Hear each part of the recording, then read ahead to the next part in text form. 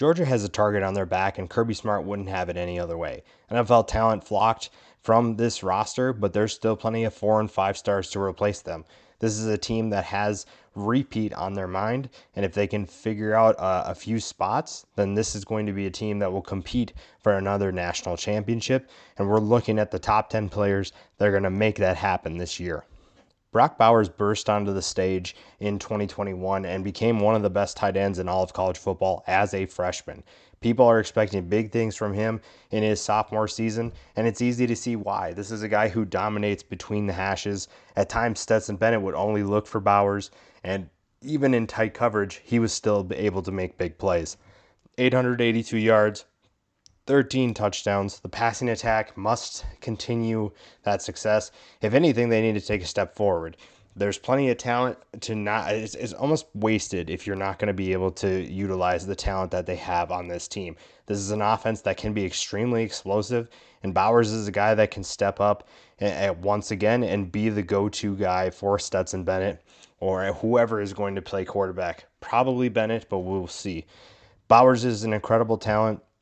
He can be physical as a blocker, but he's also great at catching the football, and Georgia's passing attack is going to be in good hands with him back. Nolan Smith gets a chance to be a leader on the defense. Now, like I said, guys like Nakobe Dean and Trayvon Walker are gone, but Nolan Smith returns. He's extremely explosive, extremely athletic, knows how to use his length, and it's going to be a big test for him to be that leader. Now, there's plenty of talent around him that can step up, but obviously experience is going to be the question. Nolan Smith has that experience. He has multiple years of experience under his belt, and he can show guys the way. He can get them up to speed and get them where they need to be, because this is a defense with still plenty of talent returning. They don't just drop off the face of the earth. They're going to be one of the better defenses in college football. Nolan Smith is just one of those guys that we're going to talk about. Another guy, one that's a potential top 5 pick, is Jalen Carter. Jalen is an incredibly explosive athlete at defensive tackle. Some say, and I honestly agree, that he's better than Jordan Davis and Devontae Wyatt. This is a guy who really stepped up as a young player, even as a backup, and proved that he's going to be an absolute monster for teams to have to defend. He has a great swim move that he utilizes quite often, rarely gets caught in that swim move, and he has plenty of power in his frame to be able to manhandle anybody that he's facing.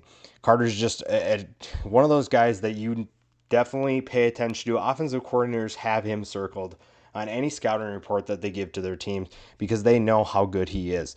8.5 tackles for loss, 3 sacks as a backup means that he's going to have an incredible year in 2022, and he's going to keep this defensive line as one of the better units in all of college football. Maybe having a Gilbert this high on the list is too much, but I really like the potential in his game. We saw in 2019 at LSU what he's capable of, and then obviously he needed to work out some personal things. I don't know what was going on, but I'm glad that he's gotten it figured out, because you watched the spring game and you saw that same explosive potential. You saw a player who can be a weapon for this Georgia offense, someone who can be kind of a hybrid wide receiver tight end if they need him to be. And that's going to be huge, because Brock Bowers is going to command a ton of attention, and guys like Gilbert can help relieve some of that pressure. Not everybody has to step up, but they need a couple guys to relieve some of that work that Brock Bowers is doing, because he can't do everything. They have some talent, and a guy like Gilbert could be another weapon that steps up and becomes a big-time threat for the Georgia offense. We talked about losing linebackers. Robert Beal is another linebacker that returns, and I'm excited to see what he can do. Now, he maybe doesn't have the ceiling that a Nolan Smith does, but he has plenty of talent where he's going to be a solid player for them. 7.5 tackles for loss and 6.5 sacks. Keep in mind, he's doing a lot of this stuff in a kind of a rotation. He wasn't a go-to starter, and now he gets a chance to be that guy because of the talent that they lost. He and Nolan Smith are 2 guys to keep an eye on the defense. They're going to be those leaders that get the front line up to speed and get you work with the experienced secondary. That's going to be fun to watch as well. When you say the name Kelee Ringo to Georgia fans, they probably remember his pick 6 in the national championship game. But this is a player with a ton of talent. Some might even say that he's a first-round talent. When you look at his game, you see the potential. You see that he can do that. And he showed flashes at times of being a potential first round pick. And it's going to be fun to see him in 2022, mostly because he's going to face a lot of talented pass catchers that can make big plays. And if he can shut them down, that's going to really help his stock. 8 passes defended show that teams weren't afraid to try him, and I don't think that's going to change this year. He had 2 interceptions, like I said. One of them was on the biggest stage for a touchdown, and it's going to be fun to see what he can do as a succession to his 2021 season. It's going to be a defense, like I said, even though with the talent that they lose, this is a defense that's going to be a problem, and teams are really not going to like them facing them. Maybe not as much as last year, but it's still not going to be fun. Now at safety, Christopher Smith had a number of big plays last year, especially you look at even the first game of the season against Clemson, had a big play, had a pick six, and he really stepped up when many thought, Tyke Smith was going to be a guy coming in from West Virginia that many thought would just be the starter, and I still really like what he can do, but Christopher Smith was one of those players, one of those go-to guys that stepped up for Georgia when they needed him on defense. This secondary, like I said before, super talented, super experienced, and the back end of the defense is going to be kind of the elite part of it for at least the beginning of the season. A guy like Jalen Carter obviously returns on the line, but with guys missing around him, it might take some time to see who's going to be that starter and who can step up and be consistent. It's interesting to think that a quarterback winning a national championship has people considering him maybe not being the starter. And Stetson Bennett is a guy who was really good in 2021. And maybe not, he's not elite by any means. He's not going to be an NFL quarterback, but he got the job done. And now the questions become, what is he going to do if the defense isn't legendary, isn't one of the best of all time? He threw 29 touchdowns, almost threw for 3,000 yards, and he has plenty of talent around him. We talked about the pass catchers that he has returning, and there's not going to be a shortage of speed, of athleticism, of explosiveness.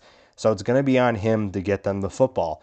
And like I said, this defense probably isn't going to be what it was last year, but it's still going to be good. However, you can't just rely on that. You have to do something on your own right. And honestly, with the offenses that they're going to face, sometimes your offense is going to have to win you football games. And like I said, the defense isn't going to be what it is, so that leaves Stetson Bennett to really pick up the slack where they leave it. Even if it's not that much, this is still a conference that's tough to win. Winning a national championship isn't easy, and your quarterback plays a big role in doing that. If Arik Gilbert isn't going to be that guy that steps up, AD Mitchell, I'm really excited to see what he can do. I'm very pumped after watching his run in the postseason. To see what he can do with a full year of potentially being a go-to threat. Obviously, Brock Bowers is the main target, but someone else, like I said, needs to step up. Mitchell has big-time playmaking ability. He's extremely explosive, and if he finds some chemistry with Stetson Bennett, then he could have a big year in 2022. One thing Bennett probably isn't going to have to worry about is his blocking. Warren McClendon returns, and he's just one of the guys. It was tough to pick one offensive lineman, honestly. That's how good they are. Kirby Smart has bringing in a ton of talent to protect his quarterback, and that's not going to be any different this year. Stetson Bennett's going to have plenty of time to throw. The running backs will be super successful running the ball, and it's just going to come down to what can Bennett do to get his playmakers at the pass catching positions to get open and make plays. I really am excited to see what Georgia can do to repeat for a national championship, to defend their crown.